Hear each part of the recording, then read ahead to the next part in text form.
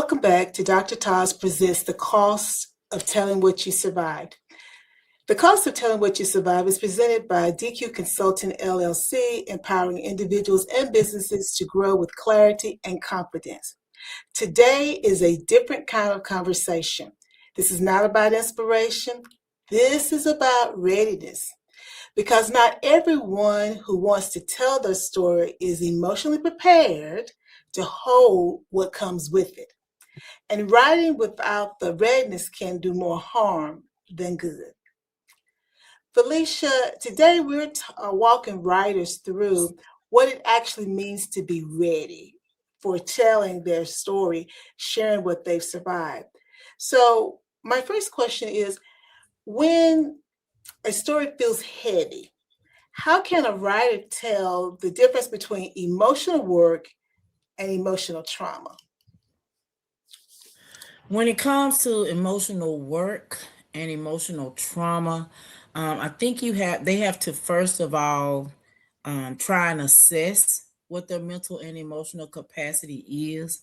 As we've talked about before, if you are writing something and it triggers you to the point that what you put on the pages is going to be hurtful, or it sounds more vindictive than it does as a way to heal, then you know that you are writing in a mental and emotional space of trauma. Okay.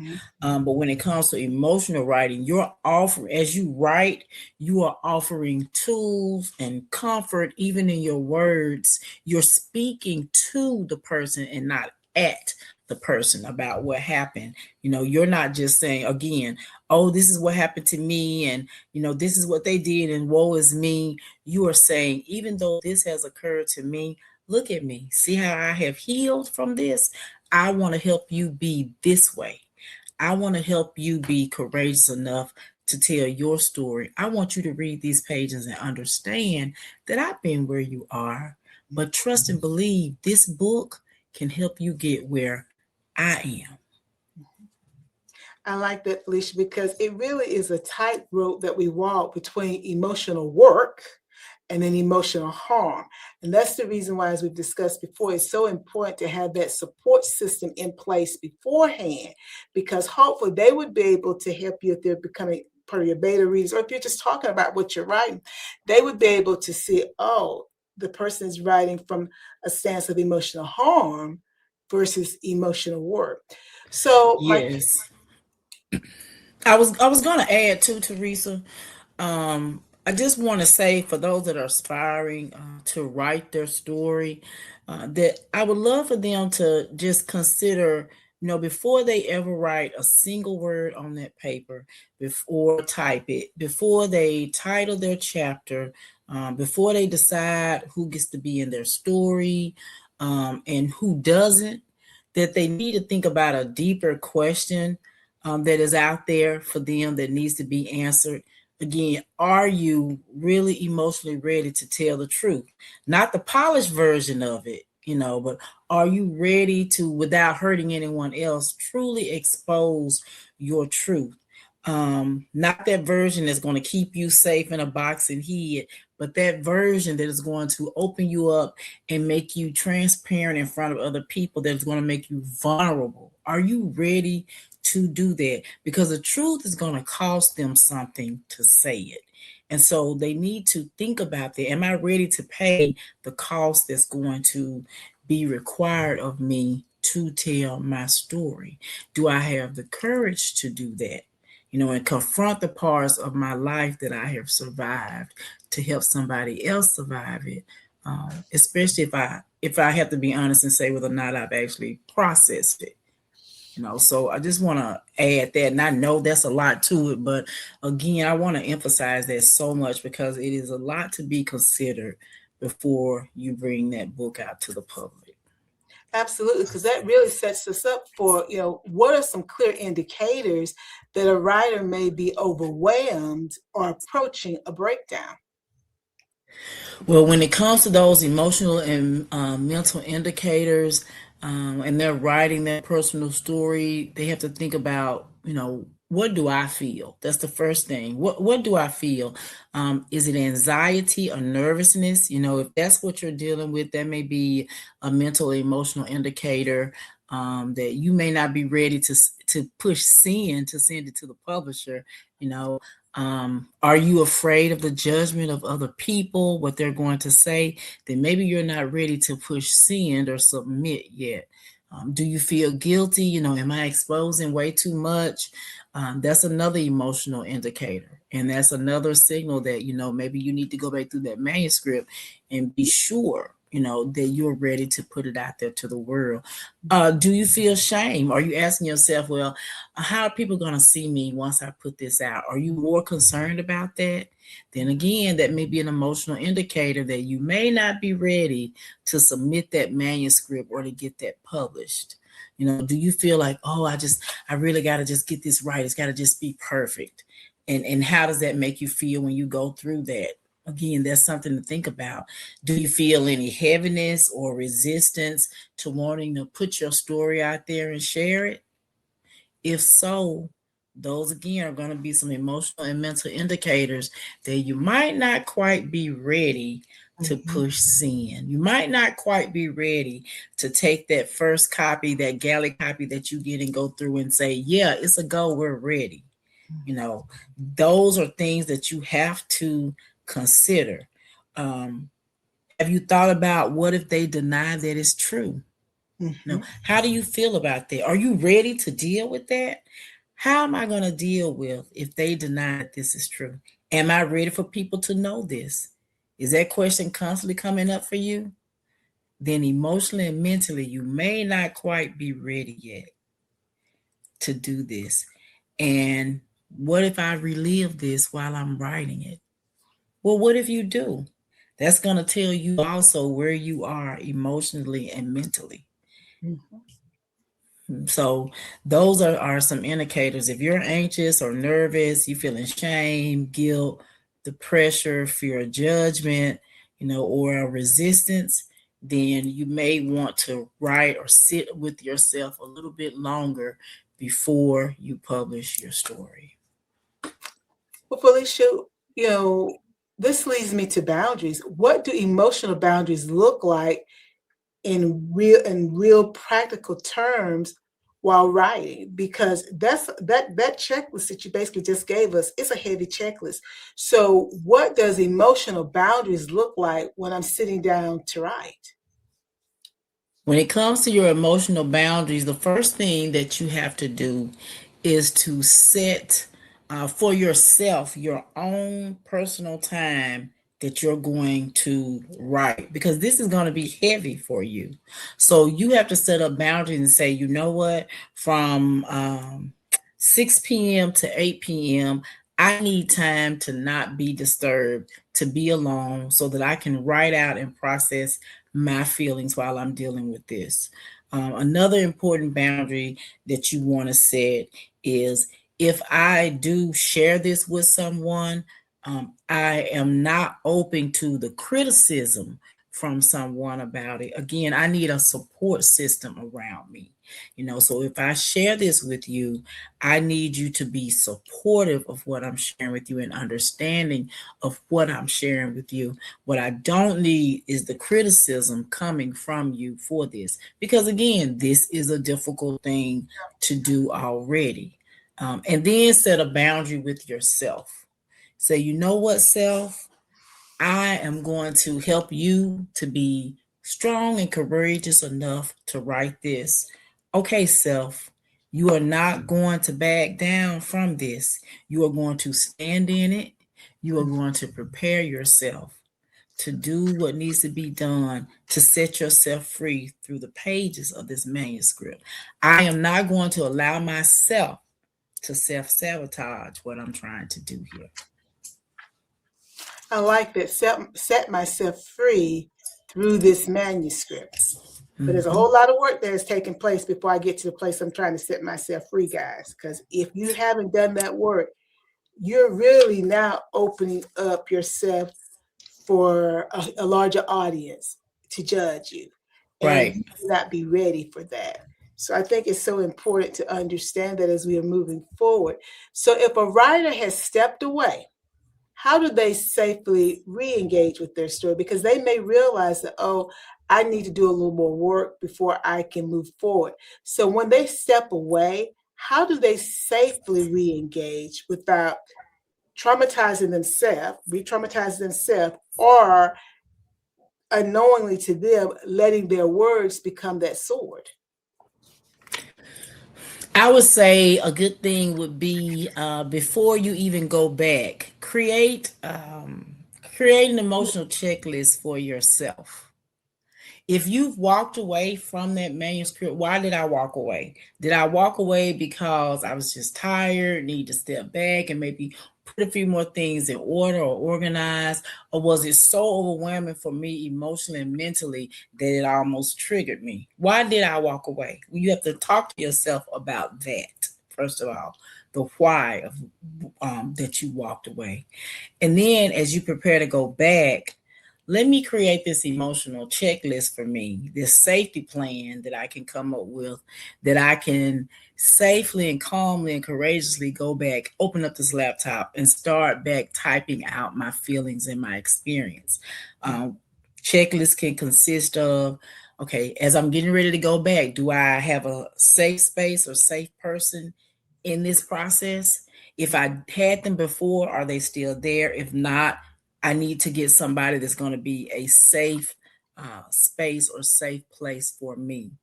Um, do I have a strategy in place now when I need to pause, when my emotions get high?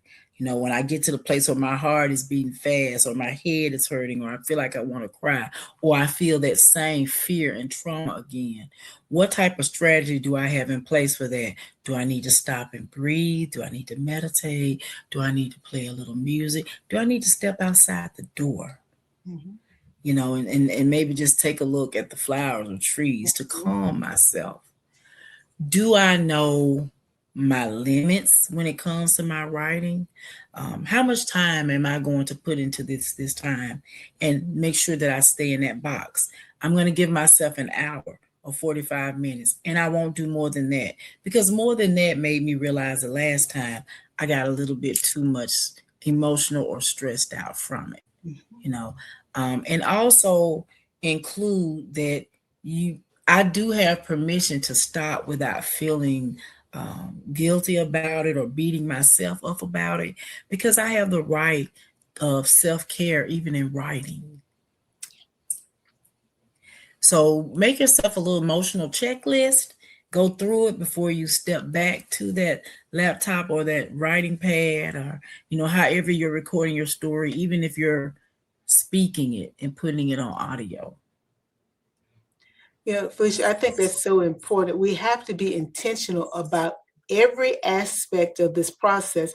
And it's no different from someone who's not writing what they survived, but it's magnified that need when you're writing what you survived.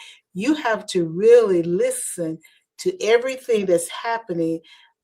It's almost as if your senses need to be heightened, all of them, so that you're aware of how your Yeah. body is responding, so you know when to step away willingly, so that you're not having to step away after getting yourself in an emotional state. So I Right. think that is so, so important. I just want Like, to let how are you feeling? When you write it, how are you feeling? Are you Mhm. feeling like you're reliving the whole thing all over again, or are you just feeling like I'm releasing and I'm getting better step by step, page by page? So reliving versus releasing is what we're Yeah, looking for. yeah, yeah. Well, this Are you I was just gonna say again, are you reliving? Or are you just walking back through this thing, re-traumatizing yourself? Thank you. This segment is brought to you by Irene Vexberg. For years, doctor ignored her pain and no one believed her. Then everything changed. Irene Vaxberg now shares her journey from chronic pain to hope, inspiring thousands daily. Follow Irene Vaxberg on Instagram. Find her at GOT Health _ Vaxberg, which is VAKSBERG. Got Health underscore Vaxburg. Now, Felicia, how do you help someone decide whether to continue writing or take more time away?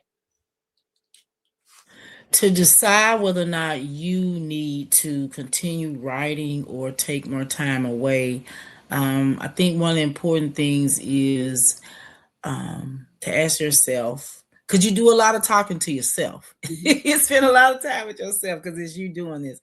Am I seeking this for healing or validation? And by asking that, it helps you to be able to move forward or determine if you need to pull back. Am I seeking healing or validation in writing this?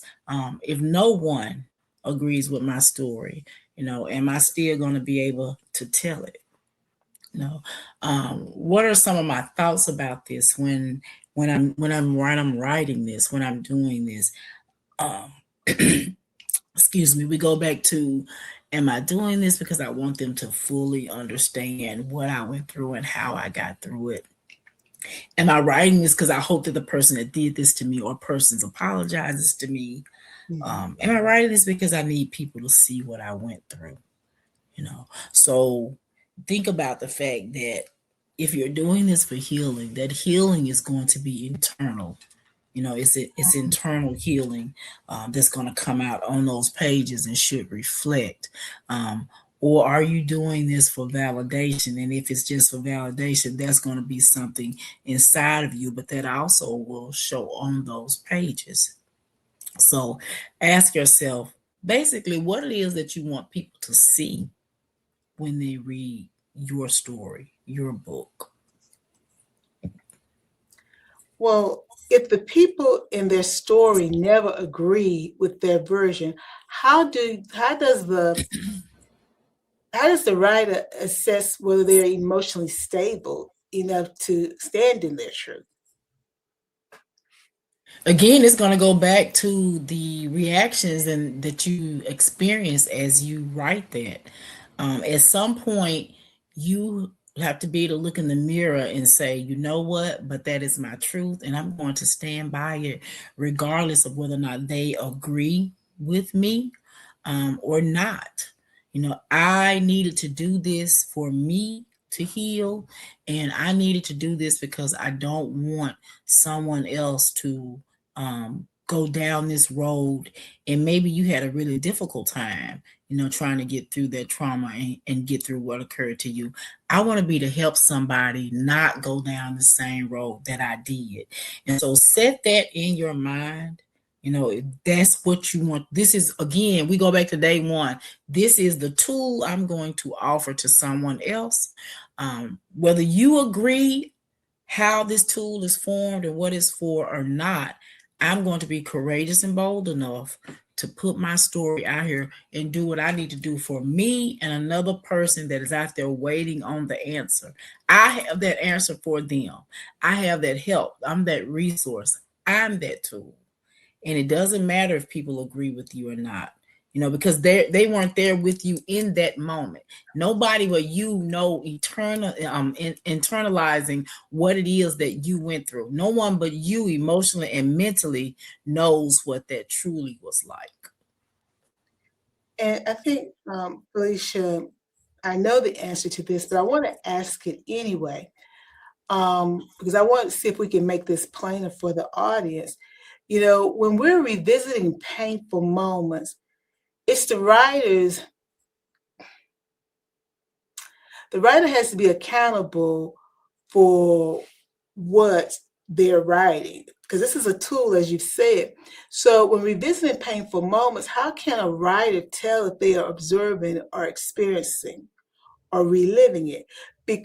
Observing the experience, rather, or reliving it? Because you talked earlier about healing is internal and validation is external.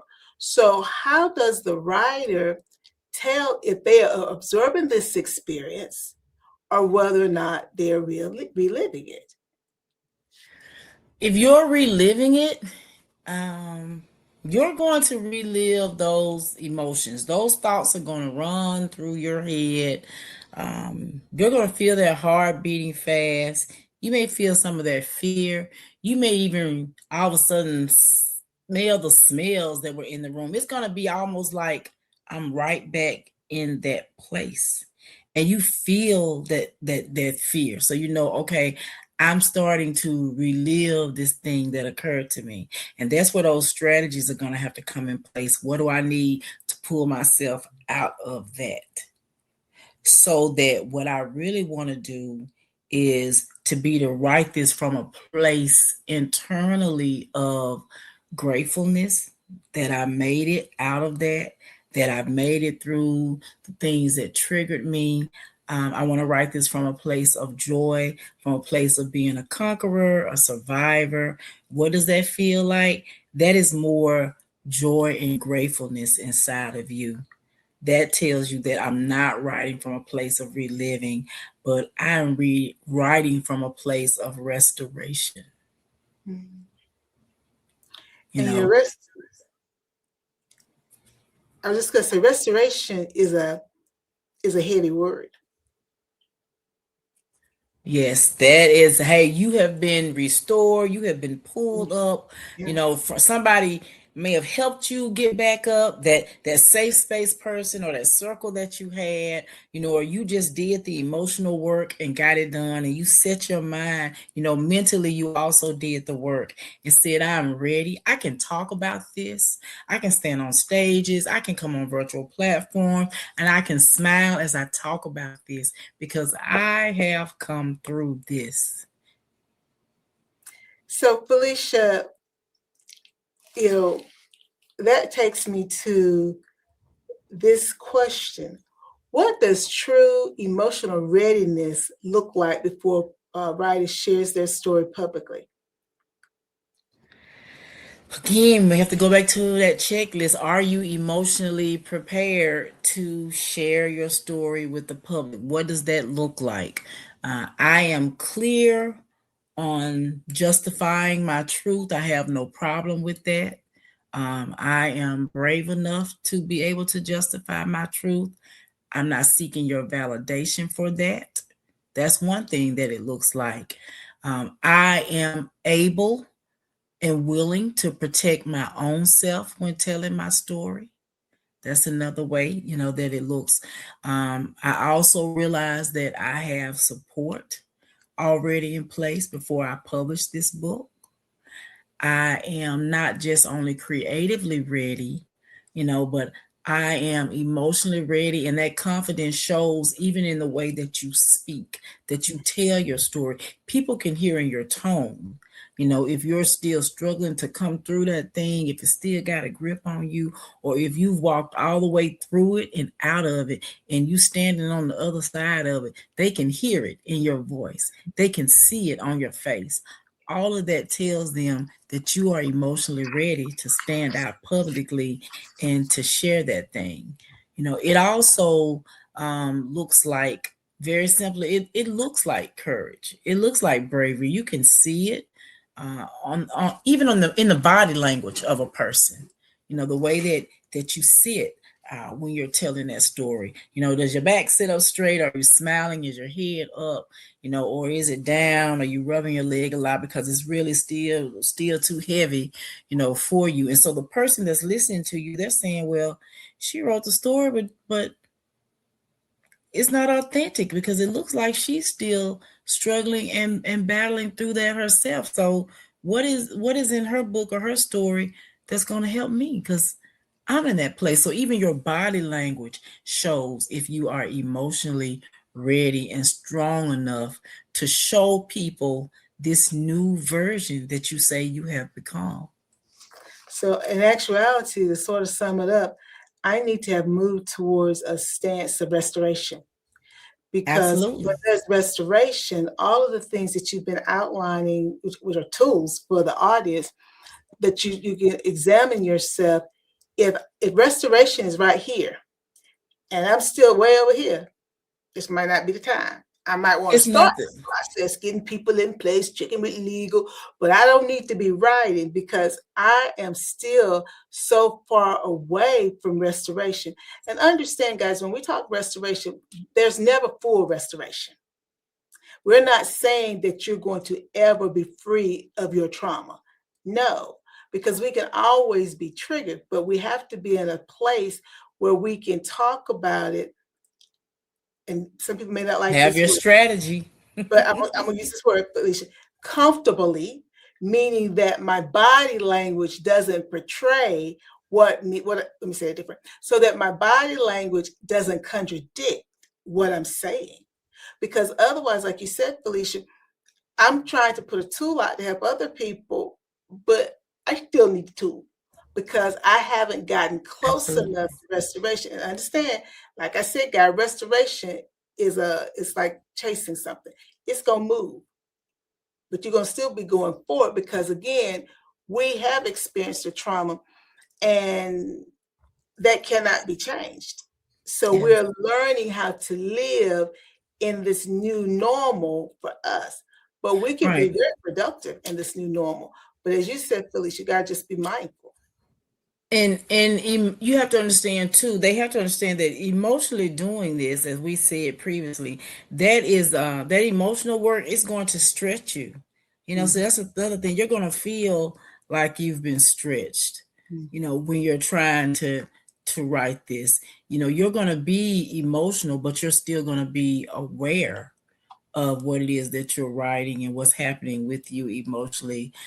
You might even feel, kind of exhausted or tired from doing that. But you don't want, if you feel while you're writing it all of a sudden like you're unsafe, and it's not good for you to be doing that, then yeah, step back from it. Someone reached out to me the other day that's wanting their story written, and they initially said, I'm ready to tell this story, I'm ready to write it. A couple of days later is, I don't think that I can do this. I don't think I'm emotionally ready. I just don't think I'm ready to open my mouth and to share and to say it. And I know I said that I was and that I wanted to, but I don't think that I can. But I assured them that is perfectly fine. And that is a good thing because you've checked in with yourself and you're gauging where you are. Yes, And yes. so I that's progress right there. That's another step towards it, even Mhm, though she didn't see it that way. But it is, because mhm. I wouldn't want you to try to start this and then leave the writing session worse than when you came, You or can't. when you started it. Mhm. If you feeling out of control or disconnected from it, it's not time. So I commend that person for being able to say that they felt overwhelmed, or maybe they were close to breaking down about it all over again. They watched and listened to their body and their behavior, and not just what they thought. They thought they were ready, but their body and their behavior said, Nope. we're not ready to do this. You having physical symptoms that are saying we're not going to do this right now. And that is so important, Felicia. As we bring this episode to a close, I just want to remind the audience that what we have walked through today is not just a conversation. It's a checkpoint. Because with writing your story requires more than honesty. It requires the readiness. If you're listening and realizing that writing your story is requiring more of you than you expected, you don't have to navigate it alone. Felicia works with writers through her Aspiring Writers and Writers Workshop, helping them access their story in a way that's structured and supported. And once your story is on the page, I work with authors to refine, strengthen, and elevate their writing so that it communicates clearly and powerfully for the audience, because it is a tool. If you're ready to move forward with guidance, this is the work we do. And for those who are asking yourself, am I really ready? We've created something for you too. Felicia has developed a mental, emotional readiness checklist through her Safe Space initiative that helps writers assess where they are before they move forward. So if you'd like to access that checklist, you can email us or leave a message here in the comments when you are watching this, and we'll send it directly to you. Um, so this is not just about writing your story. It's about protecting yourself while telling it. So stay connected to this series. And before you go trying to take care of someone else, please make sure you take care of yourself first. Bye now.